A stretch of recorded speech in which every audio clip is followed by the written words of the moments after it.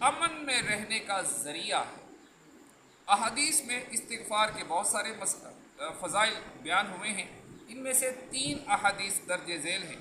Number 1، حضرت ابو موسیٰ اشعری رضی اللہ تعالیٰ عنہ سے روایت ہے، سرکار علی وقار مدینہ کے تاجدار صلی اللہ تعالیٰ علیہ وآلہ وسلم نے ارشاد فرمایا، اللہ تعالیٰ نے میری امت کے لیے مجھ پر 2 امن والی آیتیں اتاری۔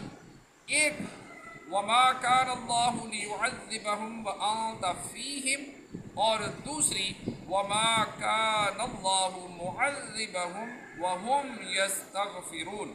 جب میں اس دنیا سے پردہ کر لوں گا تو قیامت تک کے لیے استغفار چھوڑ دوں گا۔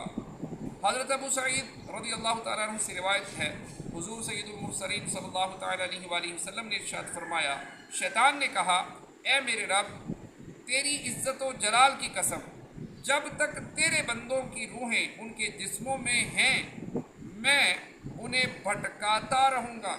اللہ تعالیٰ نے ارشاد فرمایا، میری عزت و جلال کی قسم، جب تک وہ مجھ سے استغفار کریں گے تو میں انہیں بخشتا رہوں گا۔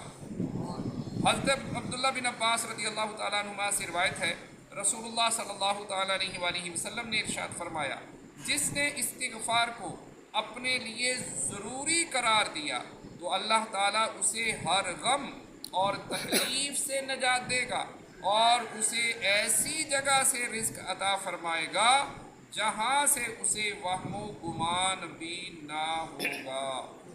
اللہ پاک کی بارگاہ میں دعا ہے، جو پڑھا سنا ہمیں عمل کی توفیق عطا فرمائے۔